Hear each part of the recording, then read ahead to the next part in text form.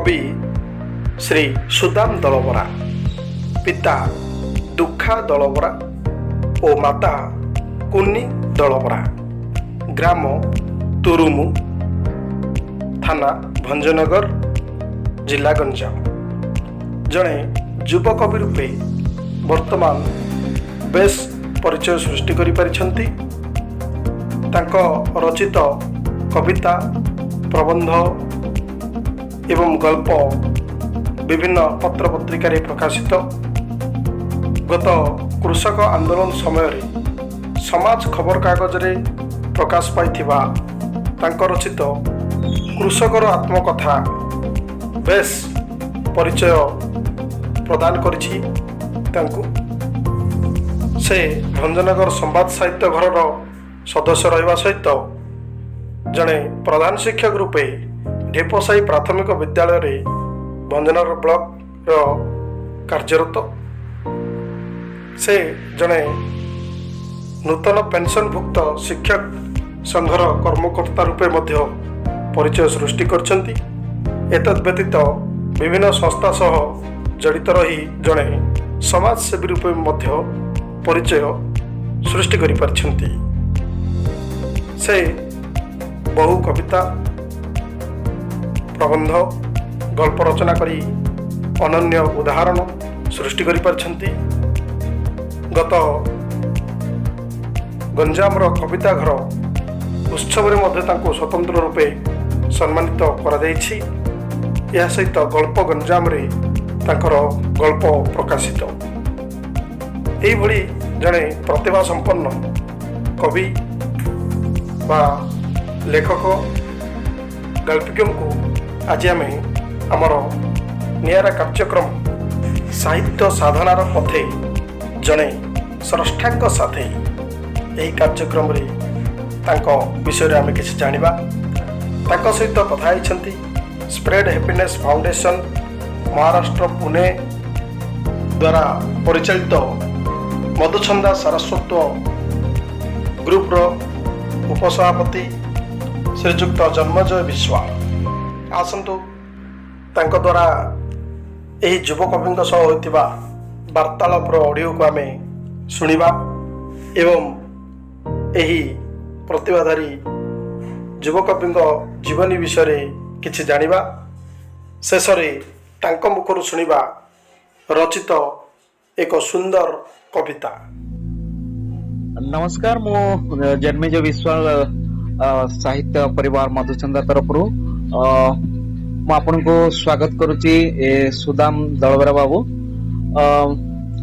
आपनको आम कार्यक्रम साहित्यर पथे एक स्रष्टांक साथे कार्यक्रम रे आपण अछंती।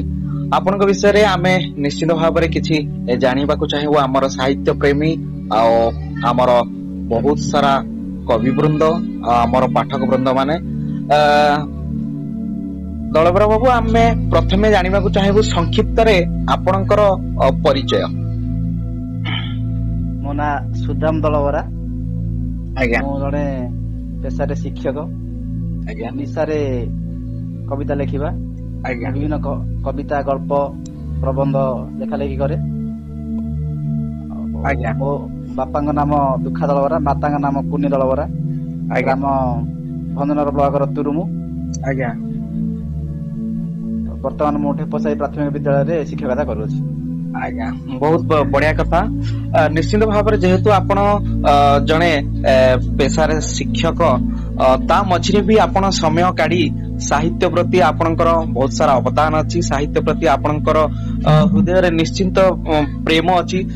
निश्चित भाव रे आमे जानिबा को चाहिबु साहित्य प्रति आपणकर किपरि आकर्षण बढ़िला बा किपरि आग्रह बढ़िला साहित्य प्रति आपण केमिति आकर्षित हेले। मो कॉलेज रे पढ़िया समय रे आज्ञा छोट छोट शायरी कहउथली। ए शायरी जगह मु लेखी रखिथिली। आज्ञा वर्तमान मो ओडिया कॉलेज गांधी कॉलेज रे प्रिंसिपल अध्यक्ष सर आज्ञा तांका प्रेरणा रे मो लेखा लेखि प्रति आकृष्ट बढ़ला मोर। आज्ञा आज्ञा तो छोट छोट शायरी जगह मु जते एकाडी गली गोटे कविता हे गला। निश्चित भाव केते गुडी कवि माने छोट छोट शायरी कविता हेबा जरु आज्ञा मते आग्रह लागला कविता लिखिबा माने इच्छा हला। आज्ञा तो ए जो लॉकडाउन है ମୋର ସମ୍ପୂର୍ଣ୍ଣ ଗୋଟେ କବିର ମାନେ ପରିଚୟ ଦେଲା। ଆଜ୍ଞା ଆଜ୍ଞା ନିଶ୍ଚିତ ଭାବରେ ଏବେ ଯେହେତୁ ଲକଡାଉନ ହେଲା ଆପଣ ନିଶ୍ଚିତ ଭାବରେ ସମୟ ପାଇଲେ ଶିକ୍ଷା ବୃତ୍ତିରୁ କିଛି ମନର ଭିତରେ ଯୋଉ ଜିନିଷ ଆପଣ ବହୁତ ଦିନରୁ ଆପଣଙ୍କର ମନ ଭିତରେ ଉଙ୍କି ମାରୁଥିଲା ଏସବୁ ଜିନିଷ ଲେଖିବା ପାଇଁ ଆପଣ ନିଶ୍ଚିତ ଭାବରେ ଲକଡାଉନ ରୁ ପ୍ରେରଣା ପାଇଛନ୍ତି। ବହୁତ ବଢିଆ କଥା। ଆମେ ଜାଣିବାକୁ ଚାହିଁବୁ ଆପଣ କାହାଠାରୁ ପ୍ରେରଣା ନିଅନ୍ତି ବା କାହାଠାରୁ ପ୍ରେରଣା ପାଆନ୍ତି ଆପଣ ଯୋଉ ଲେଖା ଲେଖି କରିବା ପାଇଁ ଆପଣ ଯୋଉ ସମୟ ଆପଣ ଯୋଉ ଫିକ୍ସ କରନ୍ତି ବା ଭାବନ୍ତି ଆପଣଠୁ ପ୍ରେରଣା କୋଉଠି ମିଳେ ବା ଆପଣ କାହାକୁ ଶ୍ରେୟ ଦେବାକୁ ଚାହାନ୍ତି? ମୁଁ ଯେକୌଣସି ମାନେ ସମୟ ମାନେ କରେଣ୍ଟ ସିଚୁଏସନ ଦେଖିଲେ ତାକୁ ନେଇ କବିତା ଲେଖିବାକୁ ପସନ୍ଦ କରେ। ଆଜ୍ଞା ଏଇ ଯୋଉ ପ୍ରବାସୀ ଶ୍ରମିକ ଯୋଉ ଲକଡାଉନ ସମୟରେ ଯୋଉ ଷ୍ଟେସନରେ ଜଣେ ଯୋଉ ମା ମରିଗଲେ ମୁଁ ତାପରେ ଲେଖିଥିଲି ମା ତୁ ଉଠୁ। ପ୍ରବାସୀ ଶ୍ରମିକ କଣ ଆପରେ ମୁଁ ଲେଖିଥିଲି। ମୁଁ ଯୋଉ କବିତା ଲେଖେ ପ୍ରଥମେ ମୁଁ ମୋ ସେ ଗାଲିକଲ ଅଧ୍ୟକ୍ଷ ସାରଙ୍କ ପାଖକୁ ପୋଷ୍ଟ କରେ। ସିଏ ସେ କବିତାଟିକୁ ଆଜ୍ଞା ସଂଶୋଧନ କଲା ପରେ ମୁଁ ଅନ୍ୟମାନଙ୍କୁ ଦିଏ। ଆଜ୍ଞା ନିଶ୍ଚିତ ଭାବରେ ବହୁତ ବଢିଆ କଥା କହିଲେ। ଆପଣଙ୍କୁ ଆପଣଙ୍କ ପରିବାରରେ କିଏ ପ୍ରେରଣା ଦିଅନ୍ତି ଏ ବିଷୟରେ? ଆପଣଙ୍କୁ ବେଶୀ ପ୍ରେରଣା ପରିବାର ଭିତରେ କାହାକୁ ଆପଣ ଶ୍ରେୟ ଦେବେ ନିଶ୍ଚିତ ଭାବରେ ଆମେ ଜାଣିବାକୁ ଚାହିଁବୁ? ପରିବାର ଭିତରେ ମୋ ମିସେସ୍ ମତେ ବହୁତ କୋପରେଟ କରନ୍ତି। ଆଜ୍ଞା ମାନେ ମୋ ଯୋଉ କବିତାରେ ମୁଁ ଲେଖିବି ଆଜ୍ଞା ପ୍ରଥମେ ସିଏ ପଢିବେ, ପଢିଲା ପରେ ହିଁ ମୁଁ ଅନ୍ୟମାନଙ୍କୁ ପଢିବାକୁ ଦିଏ। ନିଶ୍ଚିନ୍ତ ଭାବରେ ଏହା ଏକ କବିର ପ୍ରକୃତ ଗୁଣ କାରଣ ନିଜେ ଯେଉଁ ଜିନିଷ ରଚନା କରିଥାନ୍ତି ନିଜ ପାଇଁ ସେହା ଠିକ ହୋଇଥାଏ। ଅନ୍ୟମାନଙ୍କ ଦ୍ଵାରା ପଢି ସାରିବା ପରେ ତା ଭିତରେ ଥିବା କିଛି ତଥ୍ୟ ବାହାରକୁ ଆସେ, ତାର ଭଲ ବା ମନ୍ଦ ବାହାରକୁ ଆସେ, ଯାହା ଫଳରେ କବି ତାକୁ ଆଉ ଥରେ ପୁଣି ପରିମାର୍ଜିତ କରିବାକୁ ଚେଷ୍ଟା କରନ୍ତି। ବହୁତ ବଢିଆ କଥା। ଆପଣଙ୍କର ପ୍ରିୟ କବି ବା ଲେଖକଙ୍କର ନାଁ କଣ ଆଉ କଣ ପାଇଁ ଆପଣ ତାଙ୍କୁ ଭଲ ପାଆନ୍ତି ସେ ବିଷୟରେ ଆମେ ଜାଣିବାକୁ ଚାହିଁବୁ? ମୋର ତ ପ୍ରିୟ କବି ଆଜ୍ଞା ମାନେ ଅଛନ୍ତି ରାଜନାଥ ରାୟ ଆଜ୍ଞା ଆଉ ଅନ୍ୟମାନେ ସମସ୍ତଙ୍କଠୁ ମୁଁ ମାନେ କବିତା ଦେଖେ ପଢେ। ପଢିକି ବର୍ତ୍ତମାନର ଯୋଉ କବିତା ଲେଖୁଛନ୍ତି ଭାଗୀରଥୀ ବେହେରା, ନୂଆ ନୂଆ ବର୍ତ୍ତମାନ ଯୋଉ ଗଞ୍ଜାମ ଜିଲ୍ଲାରେ ଅଛନ୍ତି ଭାଗୀରଥୀ ବେହେରା ଆଉ ଜ୍ୟୋତିର୍ନାଥ ବେହେରା, ଏମାନେ ସବୁ ମାନେ କବିତା ମାନେ ମୋ ଆଗରୁ କବିତା ଲେଖୁଛନ୍ତି ସେମାନେ, ସେମାନଙ୍କର କବିତାକୁ ପଢିଲା ପରେ ଆଜ୍ଞା ମୁଁ କବିତା ଲେଖିବା ପାଇଁ ମାନେ ପ୍ରେରଣା ପାଇଲି ସେମାନଙ୍କ ନିଶ୍ଚିନ୍ତ ଭାବରେ ଆପଣ ଯେଉଁ ନାଁ ସବୁ ନେଲେ ନିଶ୍ଚିନ୍ତ ଭାବରେ ଆପଣ ତାଙ୍କ ଦ୍ଵାରା ଏମିତି ପ୍ରେରଣା ପାଇଥାନ୍ତୁ, ଆଗକୁ ଆଗକୁ ବଢନ୍ତୁ। ଆପଣ ପରବର୍ତ୍ତୀ ପ୍ରଶ୍ନ ରହିବ, ଆପଣ ଓଡିଆ ସାହିତ୍ୟ ଏକ ଭାଷା ଭିତ୍ତିକର ପ୍ରଥମ ରାଜ୍ୟ ହେଉଛି ଓଡିଶା।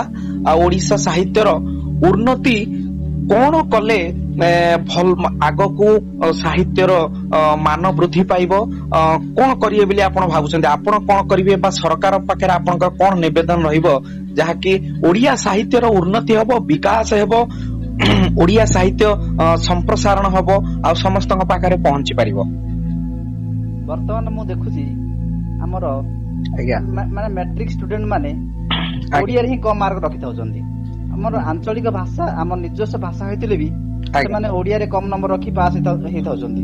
ତ ମୁଁ ଭାବୁଛି ଓଡିଆକୁ ସରଳୀକରଣ କରି ମାନେ ସରଳ ଭାବରେ ସମସ୍ତେ ବୁଝିପାରିଲା ଭଳିଆ ଛୋଟ ଛୋଟ କବିତା ମାଧ୍ୟମରେ ଲୋକଙ୍କୁ ହୃଦୟକୁ ଛୁଇଁ ପାରିଲା ଭଳିଆ ମାନେ ଛୋଟ କବିତା ହିଁ ଗୋଟେ ଶିକ୍ଷଣୀୟ ଜିନିଷ ମିଳିବ, ତା ଦ୍ଵାରା ସମସ୍ତେ ପଢିବାକୁ ଆଗ୍ରହ ହେବେ।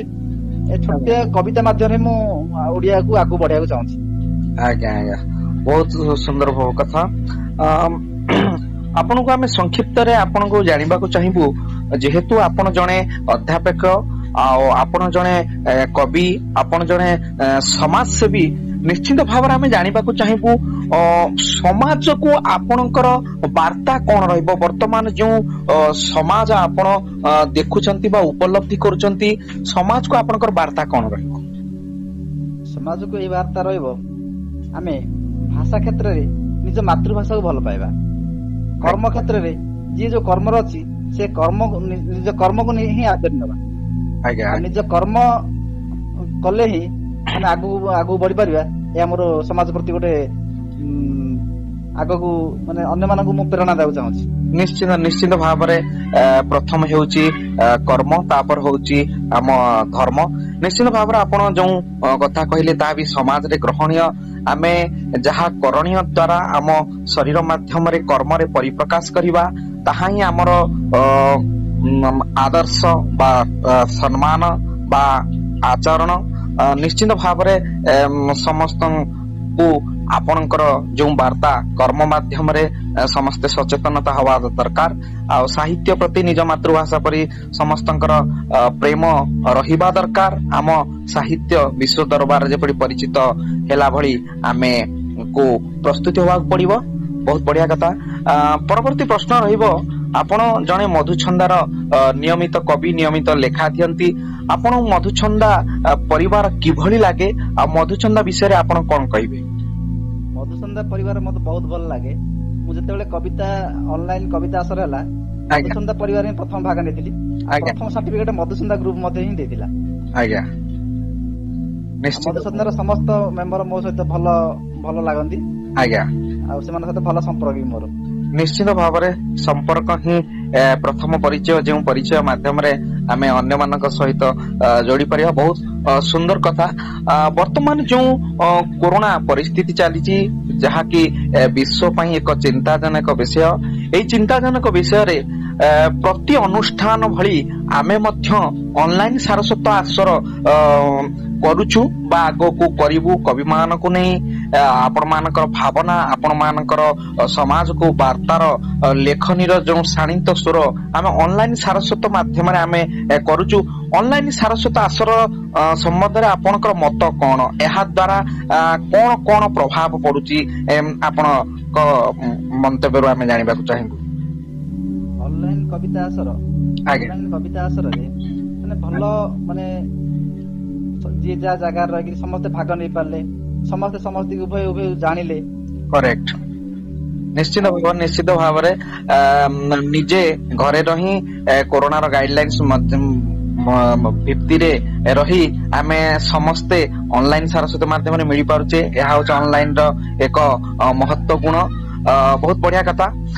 ପରବର୍ତ୍ତୀ ପ୍ରଶ୍ନ ରହିବ, ଓଡିଆ ସାହିତ୍ୟର ଯୋଉ ଯୁବଗୋଷ୍ଠୀ ଅଛନ୍ତି, ଯୋଉ ଯୁବଗୋଷ୍ଠୀଙ୍କ ଉପରେ ସବୁ ବର୍ଗର ଲୋକ କିଛି ଆଶା ବାନ୍ଧିଥାନ୍ତି। ଯେହେତୁ ଆପଣ ଜଣେ କବି, ଆପଣ ସାହିତ୍ୟକୁ ବହୁତ ଭଲ ପାଆନ୍ତି ବା ସାହିତ୍ୟ ପ୍ରତି ଆପଣଙ୍କର ପ୍ରେମ ଅଛି, ପ୍ରୀତି ଅଛି, ଆଉ ଆପଣଙ୍କର ଲେଖନୀ ସାହିତ୍ୟ ଉପରେ ନିଶ୍ଚିତ ଭାବରେ ସାଧନା ଜାରି ରଖିଛନ୍ତି। ଆମର ଯୁବବର୍ଗ ମାନଙ୍କ ପାଇଁ ଆପଣ କଣ କହିବେ? ଆମ ଯୁବପିଢି ମାନଙ୍କ ପାଇଁ, ବର୍ତ୍ତମାନର ଯୁବପିଢି ମାନଙ୍କ ପାଇଁ। ବର୍ତ୍ତମାନର ଯୁବପିଢି ମାନଙ୍କୁ ଏହା କହିବେ ଯେ ସେମାନେ ସାହିତ୍ୟକୁ ଭଲ ପାଆନ୍ତୁ, ନିଜ ମାତୃଭାଷାକୁ ଭଲ ପାଆନ୍ତୁ। ଆଜ୍ଞା, ନିଶ୍ଚିତ ଭାବରେ ସାହିତ୍ୟ ପ୍ରତି ଆନୁଗତ୍ୟ ବଢିଲେ ଯୁବପ୍ରେମୀ ମାନଙ୍କର ଆମ ସାହିତ୍ୟ ଆଗକୁ ଯିବ। ପରବର୍ତ୍ତୀ ପ୍ରଶ୍ନ ରହିବ, ଆପଣ ଯେହେତୁ ଓଡିଆ ବୋଲି ଆପଣ କାହିଁକି ଗର୍ବ କରନ୍ତି? ପ୍ରତି ଭାଷା, ବିଭିନ୍ନ ପ୍ରକାର ଭାଷା, ବିଭିନ୍ନ ପ୍ରକାର ସାହିତ୍ୟ, ବିଭିନ୍ନ ପ୍ରକାର ସଂସ୍କୃତି ସଂସ୍କାର ଅଛି, କିନ୍ତୁ ଆପଣ ଜଣେ ଓଡିଆ ବୋଲି ବା ଆମେ ଓଡିଆ ବୋଲି କଣ ପାଇଁ ଗର୍ବ କରିବା? ଏହାର ବିଶେଷତ୍ୱ କଣ ଅଛି? ଆମେ ଓଡିଆ ବୋଲି ଏଇଥିପାଇଁ ଗର୍ବ କରୁ, ଓଡିଆର ସଂସ୍କୃତି ପରମ୍ପରା ମାନେ ବହୁତ ଭଲ ଲାଗେ। ଆଜ୍ଞା, ଆଉ ମାନେ ଠିକ ସେ ଶୀଘ୍ର ବୁଝି ହୁଏ ଓଡିଆ ଭାଷା ସଂସ୍କୃତି ପରମ୍ପରାକୁ। ଆଜ୍ଞା, ଜଣେ ଓଡିଆ ହିସାବରେ। ଆଜ୍ଞା, ନିଶ୍ଚିତ ଭାବରେ ଆମ ଓଡିଆ ସଂସ୍କୃତି 12 ମାସରେ 13 ପର୍ବ, ଏହା ବିଶ୍ୱରେ ଏକ ବିରଳ ସଂସ୍କୃତି, ଯାହାକି 12 ମାସରେ 13 ପର୍ବର ଅନୁଭବ ମିଳେ କେବଳ ଓଡିଆ ମାନଙ୍କୁ। ସେହା ସମ୍ଭବ ହେଇଛି କେବଳ ଜଗନ୍ନାଥ ସଂସ୍କୃତି ବା ଓଡିଆ ସଂସ୍କୃତି କି ନେଇ। ଆପଣଙ୍କୁ ଶେଷ ପ୍ରଶ୍ନ ରହିବ, ଆପଣ କେଉଁ ସବୁ ଅନୁଷ୍ଠାନ ସହିତ ଜଡିତ ଅଛନ୍ତି ଆଉ ଆପଣଙ୍କୁ କେଉଁ ସବୁ ସମ୍ମାନରେ ସମ୍ମାନିତ କରାଯାଇଛି ବା ପୁରସ୍କାର ପାଇଛନ୍ତି? ଆପଣ ନିଶ୍ଚିତ ଭାବରେ ଆମର ସମସ୍ତ ଲେଖକ ଆଉ ପାଠକ ବୃନ୍ଦ ମାନଙ୍କୁ ଜଣାଇବାକୁ ଚାହିଁବେ। ମୁଁ ପ୍ରଥମେ ମଧୁଛନ୍ଦା ଗ୍ରୁପ ସହିତ ଜଡିତ। ମଧୁଛନ୍ଦା ଗ୍ରୁପ ମତେ ଅନେକ ସମ୍ମାନରେ ସମ୍ମାନିତ କରିଛି। ଗଞ୍ଜାମର କବିତା ଲିଟରେଚର ଟ୍ରଷ୍ଟରେ 2020 ମସିହା ପାଇଁ ବେଷ୍ଟ ଗାଳ୍ପିକ ଆୱାର୍ଡ ପାଇଛି। ଆଜ୍ଞା, ଆଉ ମାଟି ଲଗ୍ନରୁ ମତେ ସମ୍ମାନିତ କରାଯାଇଛି। ବିକ୍ଷିପ୍ତା ଗୋଟେ ବୁଗୁଡାର ସାହିତ୍ୟ ଶିକ୍ଷା ଅନୁଷ୍ଠାନ, ସେ ତରଫରୁ ମତେ ସମ୍ମାନିତ କରାଯାଇଛି।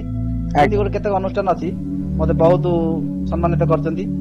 ଗଲା ଜାନୁଆରୀ 24 ତାରିଖରେ ମୋର ଗୋଟେ ଲେଖା ସମାଜ ପେପରରେ ପ୍ରକାଶ ପାଇଥିଲା, ଜଣେ କୃଷକ ହୃଦୟର କଥା। ସେ ଲେଖାଟା ହିଁ ମତେ ବେଶ ଆଦୃତ ଆଗକୁ ମାନେ ପ୍ରଶଂସିତ କରିପାରିଛି। ଆଜ୍ଞା ଆଜ୍ଞା, ନିଶ୍ଚିତ ଭାବରେ ବହୁତ ବଢିଆ କଥା।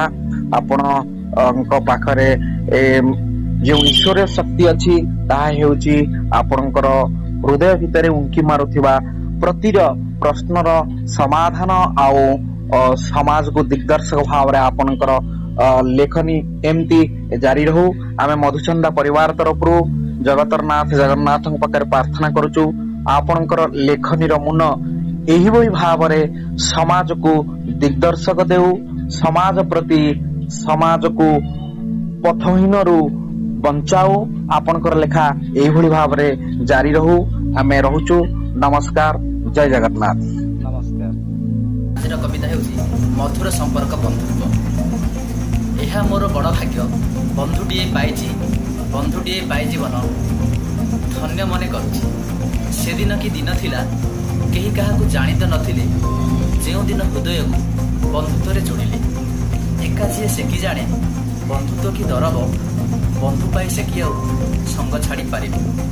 ବନ୍ଧୁତ୍ୱ ଦେଖେ ନାହିଁ କିଏ କ'ଣ କହିବ, ଆପଣାର ସୁଖ ଦୁଃଖ ସାଥେ ଯିଏ ରହିବ। ସିଏ ହିଁ ପ୍ରକୃତ ବନ୍ଧୁ, ସେ ତ ଜଣା ପଡ଼ିବ, ଉଭୟଙ୍କ ସୁଖ ଦୁଃଖ ଭାଗ ନେଉଥିବ। ବନ୍ଧୁର ବିଚ୍ଛେଦ ଅଟେ କେତେ ଦୁଃଖଦାୟକ, ଆହା କି ମଧୁର ସତେ ଏ ପ୍ରିୟ ସମ୍ପର୍କ। ବନ୍ଧୁ ପାଇଁ ଦିନେ ଯଦି ହୋଇଯାଏ ମରଣ, ହସି ହସି ସେସବୁକୁ କରିବି ମୁଁ ବରଣ। ଠାକୁରଙ୍କ ପାଦ ପଦ୍ମେ ସୁଦାମର ସୁମିନତି, ସମସ୍ତଙ୍କ ବନ୍ଧୁତ୍ୱ ଥାଉ କାଳେ କାଳେ ଏମିତି। ନମସ୍କାର।